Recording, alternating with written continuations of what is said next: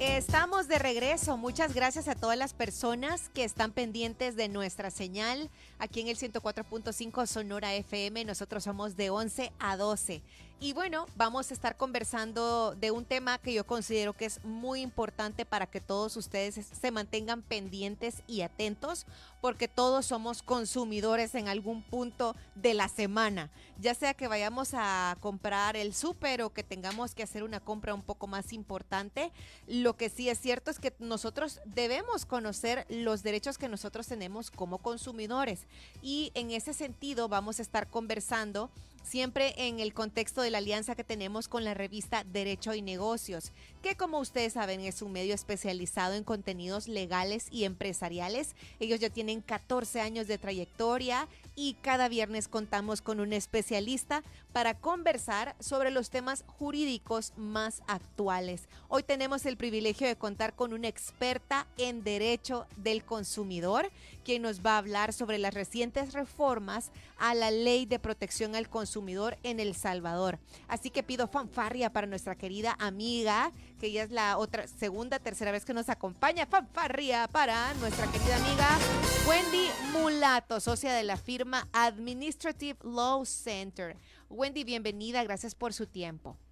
Hola Lore, gracias por la invitación también a la revista Derecho y Negocios y a este recibimiento tan caluroso que me dan siempre en esta radio. Hablemos un poco sobre estas reformas. ¿Cuál es el objetivo de hacer reformas a la ley del consumidor? ¿Qué había que mejorar entonces o actualizar?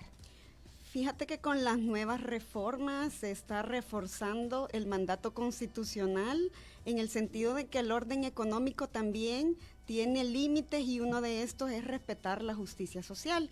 Entonces, esto demanda brindar o que el Estado adopte herramientas para la protección de los consumidores, y ese es el propósito de las reformas. No solo se circunscribe el concepto de consumidor en el sentido que se deja más claro, se establece pues que el consumidor no solamente es la persona que adquiere bienes o servicios propiamente así a secas, sino que se establece que es el que los disfruta, es el consumidor o el destinatario final de estos bienes y servicios. Pero hay una excepción, habrá algún consumidor que pueda ser intermediario, porque hemos escuchado de los contratistas en materia de construcción, que así se les denomina en puridad, cuando yo contrato a alguien para que me llegue a remodelar la casa, pero esta persona subcontrata a otro. ¿Será esta persona también un consumidor, ese intermediario? Y ciertamente según la ley sí, pero ¿por qué? Si está diciendo que es propio de su giro, entonces no tendría por qué considerarse consumidor, ya que no es él, no es su casa la que van a arreglar. Sin embargo, la ley establece que es posible que se establezca o que se determine como consumidor aquella persona que es o tiene la calidad de micro y pequeño empresario, y en ese sentido pues intermedia estos bienes y servicios. Además, la ley establece nuevas facultades para la Defensoría del Consumidor, por ejemplo, la posibilidad de utilizar agentes o inspectores encubiertos que se hagan pasar por consumidores y vayan a los diferentes establecimientos de forma oculta. Por supuesto, no van a identificarse con el carnet institucional, sino que el propósito es tomar o captar infragante cualquier tipo de infracción que se dé. En adición, hay otras facultades como por ejemplo el retiro de los productos o de los servicios que son peligrosos. Y es que recientemente, fíjate que el 9 de este mes, la Defensoría anunció el retiro de unos juguetitos que se llaman Universe Make It.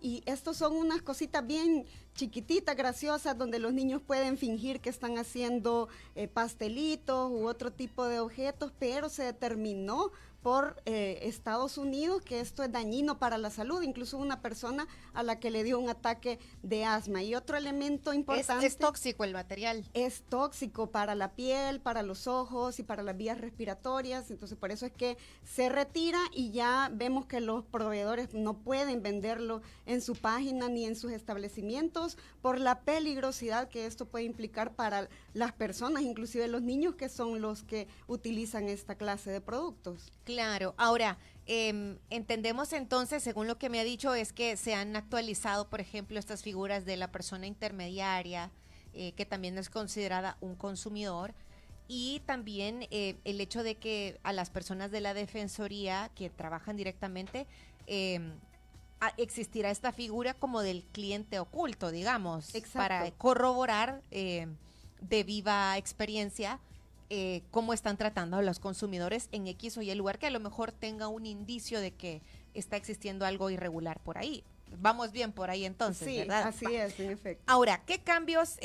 Hablemos un poco sobre los cambios que se han hecho en cuanto a la protección a los datos personales y crediticios de los consumidores, porque este tema también es bastante sensible. Tengo entendido que existe una base de datos en las que todos los salvadoreños sujetos de crédito estamos, estamos, ¿verdad? Y ahí sale si uno paga, si no paga, si es cliente A, B o no sé qué número, pero hay personas que pues guardan mucho su récord crediticio. ¿Qué sucedía antes y qué actualización se ha hecho con respecto a esto? Muy bien, con la ley anterior o con la normativa que ha sido objeto de reforma, únicamente se establecía como práctica abusiva para los proveedores de servicios financieros, es decir, aquellos que otorgan la prestación de créditos. Simplemente esta práctica abusiva se consolidaba cuando compartían información sin el consentimiento de los consumidores.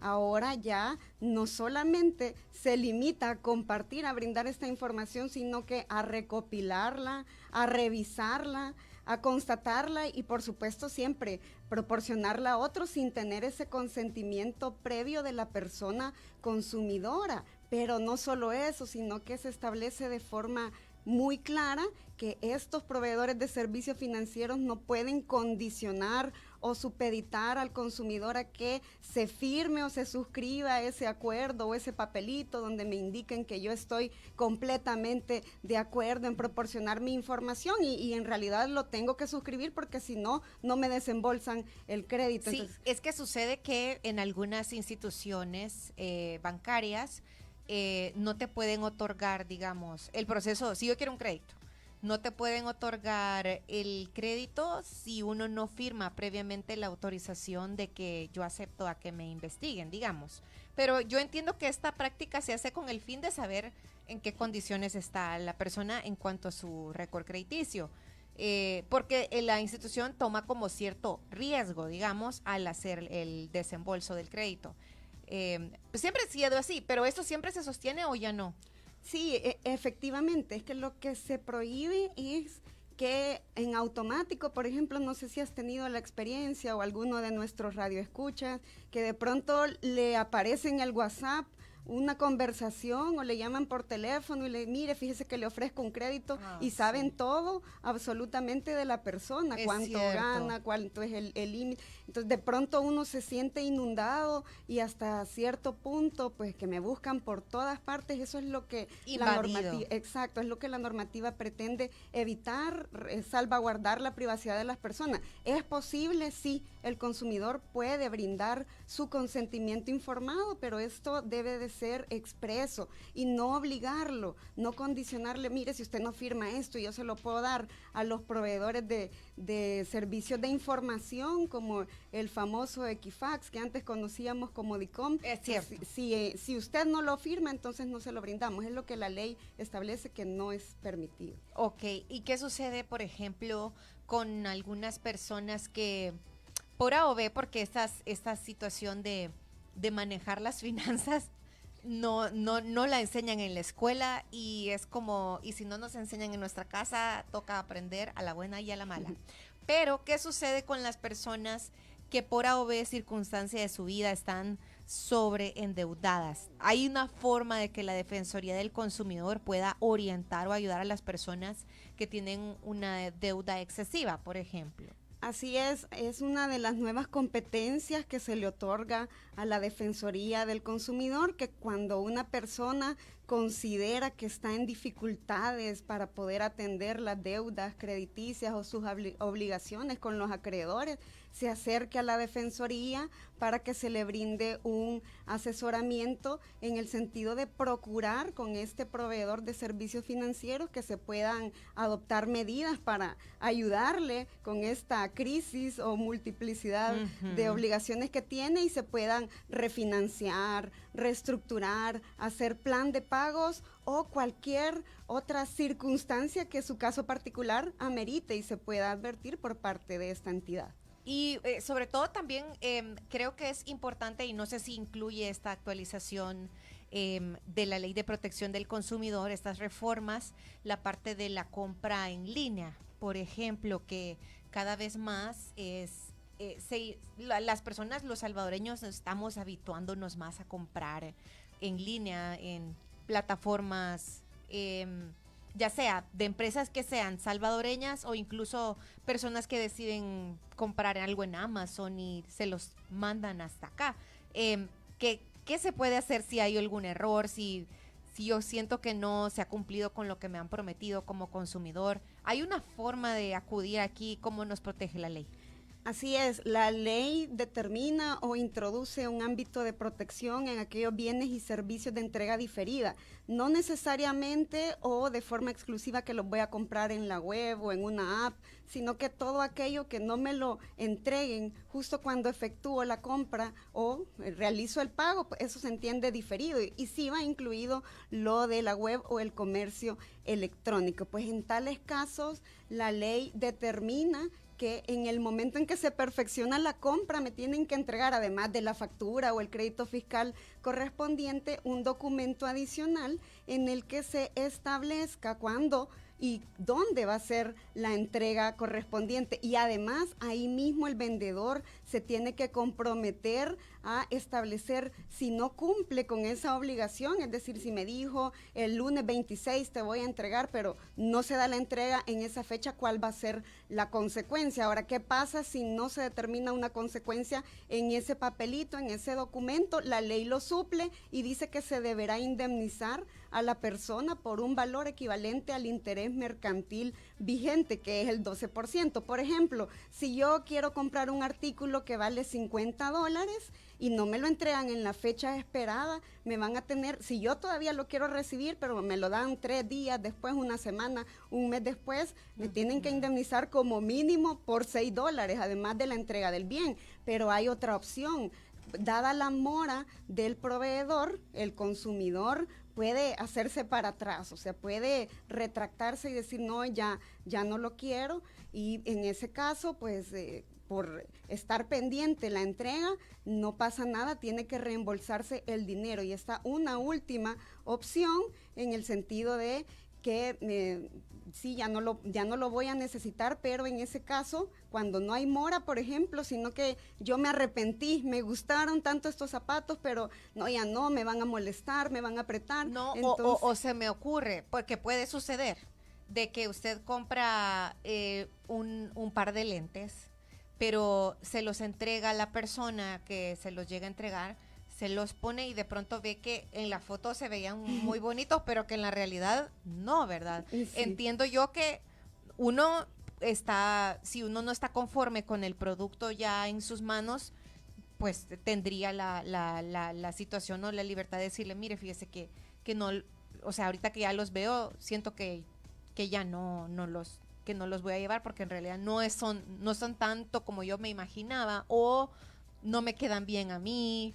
Eso es válido, sí se puede. Sí, es válido, ese es el derecho general de retracto, que la ley nos permite justo arrepentirnos porque ya no me convencen las características del bien o no era lo que yo esperaba. O sobre todo porque hoy también, licenciada, con tanta fotografía, con tanta mejora que le hacen a las imágenes, no siempre es lo mismo que vemos en las fotos y hasta que uno lo tiene en sus manos se entera más, y eso es algo que como que usted va a lucir, ¿verdad? Un par de zapatos, unos lentes, se me ocurre, X o Y cosas.